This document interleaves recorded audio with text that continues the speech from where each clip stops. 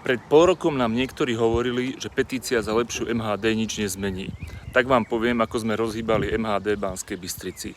Trasy MHD v Banskej Bystrici už niekoľko mesiacov nájdete v Google Maps. Zmizli aj oznámy v autobusoch, že šoféri berú hotovosť iba do výšky 5-násobku cestovného. Zmluva totiž hovorí o 20 eurách. Niekto si to jednoducho vymyslel. My sme na to upozornili a oznámy zmizli. To ale nie je najdôležitejšie. Najvýznamnejšie je to, čo väčšina ľudí nevidí. Banskobystrickú MHD čaká v roku 2030 koniec súčasnej zmluvy.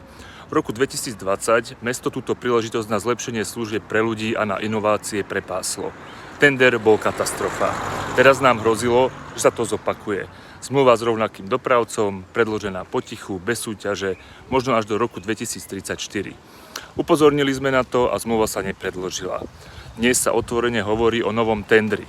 Na stole je aj otázka vlastného dopravného podniku. A prvýkrát za roky existuje politická vôľa riešiť budúcnosť MHD v predstihu s dôrazom na kvalitu pre cestujúcich. Nie, nepriniesli sme zázraky na počkanie, ale rozhýbali sme diskusiu, ktorá tu roky nebola.